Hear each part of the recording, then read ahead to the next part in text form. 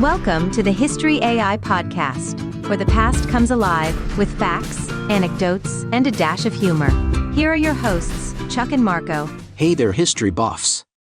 Welcome back to the History AI podcast, where we dive into the gripping, sometimes surprising, and always fascinating stories from the past. I'm Chuck. And I'm Marco. Today, we're taking you to the Pacific theater of World War II for a story that's equal parts courage, tragedy, and heartbreak, the battle for Hong Kong and the haunting day known as Black Christmas. That's right, Marco. This is one of those episodes where history slaps you in the face with its sheer intensity. But before we dig in, let's set the stage. Picture it, December 1941. The world is reeling from Pearl Harbor. Japan's forces are advancing rapidly through the Pacific, and Hong Kong, a British colony, becomes their next target. Now, Hong Kong was a key strategic location for the British, but to be honest, the odds were stacked against them. It was a small garrison defending against the might of the Japanese Imperial Army. The defenders included British, Canadian, Indian, and local Hong Kong troops, about 14,000 in total, facing over 50,000 Japanese soldiers. So yeah, it was like bringing a slingshot to a tank battle. Absolutely. And this battle wasn't just a straightforward fight, it was a harrowing, 17-day struggle filled with unimaginable hardship and heroism. The battle for Hong Kong officially began on December 8, 1941, just hours after the Japanese attack on Pearl Harbor. This wasn't a random move by Japan. Hong Kong had strategic value as a key British colony and a port city that could cut off vital Allied supply lines in the Pacific. That's right. The British forces, under the command of Major General Christopher Maltby, were already on high alert. They had been expecting some form of Japanese aggression, but not on the scale that came. Hong Kong's defenses had been reinforced in the months leading up to the attack, but there was a big problem. The problem was manpower and resources. The defenders of Hong Kong consisted of about 14,000 men, mostly British and Commonwealth troops from Canada, India, and local Hong Kong regiments. But Japan? They were sending around 50,000 troops, heavily supported by artillery and air superiority. It was a David versus Goliath situation, and Goliath had all the advantages. Exactly. Now, on the night of December 7th, Japanese forces were already on the move. At 4 a.m. on December 8, 1941, just hours after the attack on Pearl Harbor, the Japanese launched their amphibious assault on the new territories, the northernmost part of Hong Kong. The assault started with an intense bombardment. The Japanese naval forces launched air raids over the area, which put the defenders on their heels right from the get-go. British forces tried to scramble fighter planes and anti-aircraft guns, but they were no match for the precision and scale of the Japanese attacks. And then, in the early morning, the Japanese infantry moved in. They crossed the border from China into the new territories, using the dense jungles and rough terrain to their advantage. The British and their allies, who were positioned at defensive positions along the border, found themselves overwhelmed almost immediately. Right.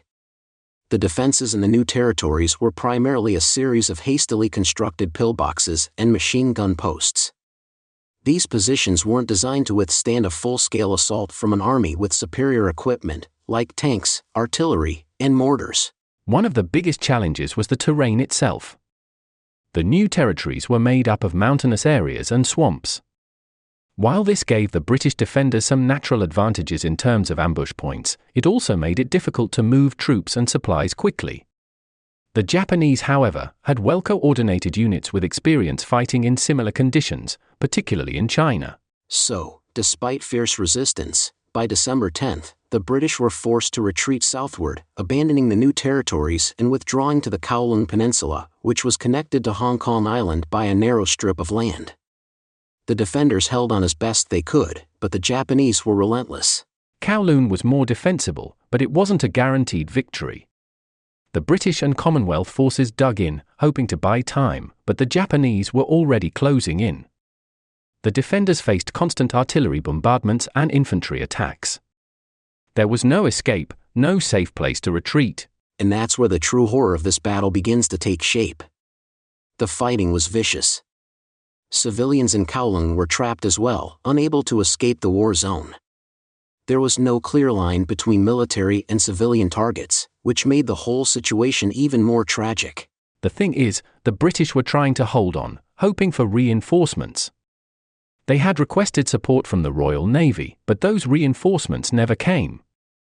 The British government was already stretched thin, dealing with the war in Europe and the larger Pacific theater. And don't forget, the Japanese had air superiority from the start.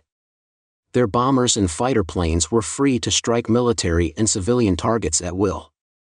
This created widespread panic, not just among the soldiers, but also among the local population. Buildings were leveled, and infrastructure was destroyed in the first few days. It wasn't just bombs falling from the sky. The Japanese launched psychological warfare, spreading rumors to break the will of the defenders.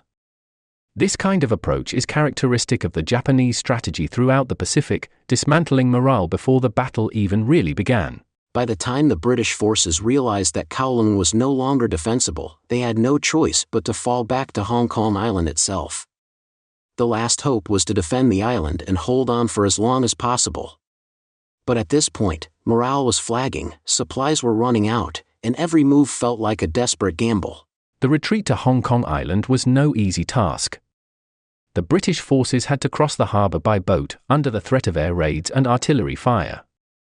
This was a moment of real desperation, as soldiers and civilians alike were fighting just to stay alive. And this leads us to what's known as the Siege of Hong Kong Island. But one thing is clear, by December 10th, the battle for Hong Kong had already turned into a nightmare. It was a battle that no one expected to last as long as it did, one that would ultimately end in disaster, but not without a fierce defense from the men and women who stood their ground. The odds were stacked against them, but the defenders kept fighting until there was nothing left to give. And that makes the events that followed all the more tragic. Now let's talk about the final days of the battle for Hong Kong, the days leading up to its surrender, and what made December 25, 1941, forever known as Black Christmas. By mid-December, the situation for the defenders was dire. After retreating from the new territories and Kowloon Peninsula, British, Commonwealth, and local forces had regrouped on Hong Kong Island. The hope was that the natural harbor and steep hills of the island would make it easier to defend. And to their credit, the defenders fought hard to hold the island. Major General Christopher Maltby, commanding the garrison, divided the forces into two main brigades, the West Brigade and the East Brigade. They were tasked with defending opposite sides of the island. The West Brigade, under Brigadier John Lawson, had units like the Winnipeg Grenadiers from Canada and various British regiments. The East Brigade, commanded by Brigadier Cedric Wallace, included the Royal Rifles of Canada, Indian soldiers from the Punjab Regiment, and local volunteers. But defending the island was easier said than done. On the night of December 18th, the Japanese launched their amphibious assault. Using small boats, they crossed the harbour from the Kowloon Peninsula and landed on the northeast shores of Hong Kong Island. This assault was nothing short of devastating. The defenders had prepared for an attack, but the Japanese had scouted the area extensively and chosen the most vulnerable points for their landing. They came ashore near places like North Point and Tai Koo, overwhelming the defenders with speed and sheer numbers. And it wasn't just about troop numbers. The Japanese brought artillery and mortars to the island, pounding defensive positions relentlessly before and during the landing. This constant barrage created chaos among the defenders, making it nearly impossible to organize an effective counterattack. By December 19th, the Japanese had established a firm foothold on the island. Their strategy was to divide and conquer, literally splitting the defenders into isolated pockets of resistance. They quickly pushed toward the center of the island, cutting communication lines between the East and West Brigades. One of the most heartbreaking moments of this stage of the battle was the death of Brigadier Lawson. He was commanding the West Brigade from his headquarters near Wong Nai Chang Gap, a critical pass that controlled access to the island's interior. When the Japanese attacked the gap, Lawson stayed to coordinate the defense. Tragically, the gap fell to the Japanese, and Lawson was killed during the assault. His last radio message to his superiors was chilling: "I'm going outside to fight it out." He became one of the highest-ranking Allied officers to die in battle during World War II. With Wong Nai Chang Gap under Japanese control, the situation became even more desperate. The defenders were now cut off from one another with no way to regroup or consolidate their efforts. Meanwhile, the Japanese continued their relentless advance. Let's not forget the civilians. Hong Kong was home to over 1.6 million people at the time, and they were caught in the middle of this brutal battle. Many were forced to flee their homes, while others were trapped in areas where the fighting was fiercest. Hospitals and shelters were overwhelmed, and the civilian casualties were staggering. By December 23, the Japanese had captured key positions across the island, including Victoria Peak and the reservoirs that supplied water to the defenders. This was a turning point.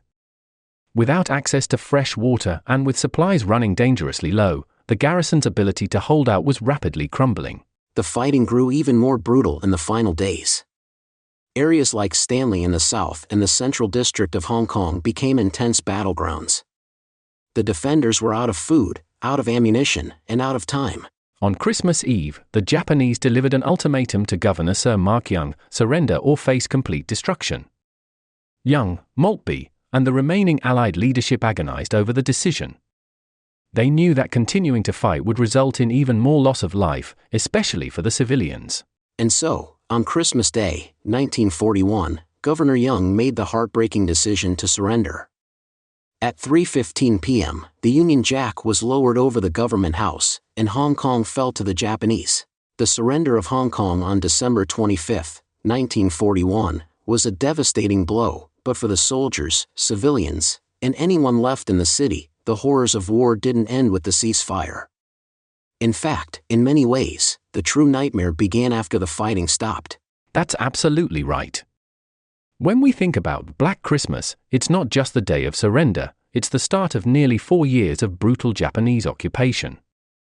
The occupation of Hong Kong would leave deep scars on the city and its people, both physically and emotionally. Let's start with the immediate aftermath. Once the British formally surrendered, the Japanese took complete control of the city. Their first order of business was to round up Allied troops and imprison them. The approximately 11,000 Allied soldiers who survived the battle were marched into prisoner-of-war camps. These camps were horrific. The largest and most infamous was Sham Shui Po, located on the Kowloon Peninsula. The conditions were inhumane, overcrowding, starvation, and disease were rampant. The prisoners were forced into hard labor, including tasks like building infrastructure to support the Japanese war effort. And the treatment? Barbaric. POWs were regularly beaten, tortured, and subjected to humiliation. The guards showed no mercy, often punishing prisoners for minor infractions or simply as a show of dominance.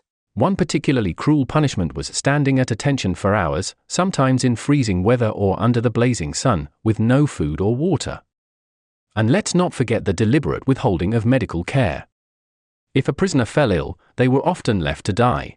Many of the Allied soldiers, especially Canadians, suffered long-term effects from their time in captivity. Survivors reported lingering physical injuries, malnutrition-related conditions, and severe PTSD from the abuse and constant fear they endured. But the soldiers weren't the only ones who suffered. Civilians faced the full wrath of the occupation. The Japanese army saw Hong Kong as a resource to exploit and its people as expendable. Civilians were forced to bow to Japanese soldiers in the streets, and failure to do so could result in immediate punishment or even execution. Entire families were uprooted. The Japanese implemented a policy of forced deportation, expelling tens of thousands of Chinese residents from the city. Over 1 million people fled or were forcibly relocated, many to mainland China, where they faced even worse conditions under Japanese rule. For those who remained, life under occupation was a constant struggle for survival. Food and basic supplies were rationed severely, with most of the limited resources going to Japanese troops and officials. Black markets sprang up, but the prices were astronomical, making survival almost impossible for the poor. And then there were the atrocities. Mass executions of suspected resistance members, public displays of brutality, and sexual violence were widespread. One of the darkest aspects of the occupation was the systematic rape and abuse of women. Many were forced into sexual slavery as comfort women, a crime that remains one of the most horrific legacies of the Japanese military during World War II. The Japanese also tried to erase British and Western influence from Hong Kong entirely. English language schools were closed, British street names were replaced with Japanese ones, and the yen was introduced as the city's currency. The Japanese sought to integrate Hong Kong into their Greater East Asia co-prosperity sphere, an empire built on conquest and subjugation. But through all of this, there were glimmers of resistance. Underground movements sprang up, despite the immense danger. Groups like the British Army Aid Group worked to smuggle supplies, help prisoners escape, and provide intelligence to the Allies. These acts of defiance were incredibly risky. If caught, members of the resistance faced immediate execution or worse. Yet, the people of Hong Kong refused to give up entirely, even under such brutal conditions. Let's not forget the impact on families. With so many men killed, imprisoned, or missing, women often became the sole providers. They had to navigate a city controlled by an oppressive regime while trying to feed their children and protect them from harm. Children, too, faced unimaginable hardships. Many were orphaned or forced to beg on the streets. Some were conscripted into labor or made to serve the Japanese army in auxiliary roles. The scars of this period stayed with these survivors for the rest of their lives. It wasn't until August 1945, with Japan's surrender at the end of World War II, that Hong Kong was liberated. British forces returned to reclaim the city, greeted as heroes by the beleaguered population. But liberation didn't erase the pain of occupation. By the time the Japanese surrendered, Hong Kong was in ruins. Infrastructure had been destroyed, the economy was shattered, and the population had been decimated. The POWs who returned home were often unrecognizable to their families. Malnourished, physically broken, and haunted by their experiences, many faced years of recovery. For the civilian population, the trauma of the occupation lingered as well. Even today, the occupation of Hong Kong is remembered as one of the darkest periods in the city's history. It's a stark reminder of the human cost of war and the resilience of people in the face of unimaginable adversity. And perhaps that's the lasting legacy of Black Christmas. It's not just a story of loss, but also one of survival. Despite everything, the battle, the occupation, and the atrocities, the people of Hong Kong endured. It's a chapter in history that deserves to be told, remembered, and honored. You know, Chuck, what strikes me most about this story is the sheer determination of the defenders. They knew the odds were hopeless, but they fought anyway. Exactly. It's a testament to their courage and sense of duty. They were fighting not just for Hong Kong, but for the ideals they believed in. And while the outcome was devastating, the battle left a legacy. The sacrifices made during the defense of Hong Kong are remembered and honored to this day. There are even monuments in Hong Kong dedicated to those who fought in the battle, like the Cenotaph in Central and the Saiwan War Cemetery. And for Canada, this was a defining moment in their military history.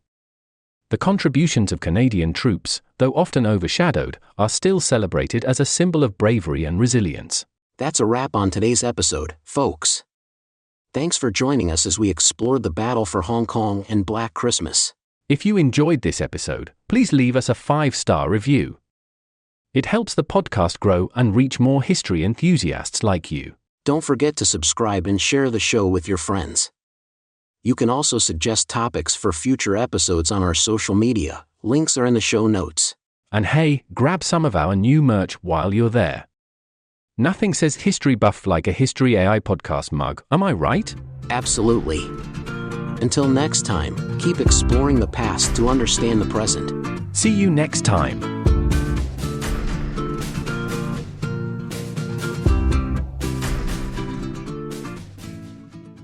Looking for the perfect way to show appreciation for the incredible mom in your life? Discover Exhausted Moms, a coloring journey to relaxation and humor, the coloring book that speaks directly to the heart of motherhood. Gift her an escape into pages of laughter, empowerment, and moments of tranquility.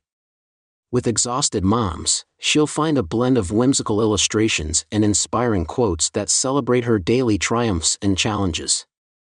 Crafted with love from images I created for the mother of my children, each page offers a space for creativity and relaxation, a reminder that she's doing an amazing job, even on the toughest days. Give the gift of laughter, peace, and recognition. Exhausted Moms isn't just a coloring book, it's a hug, a nod of understanding, and a token of appreciation for everything she does. Surprise her with Exhausted Moms today and watch her face light up with joy. Because every mom deserves a moment to herself, wrapped in the colors of love and support.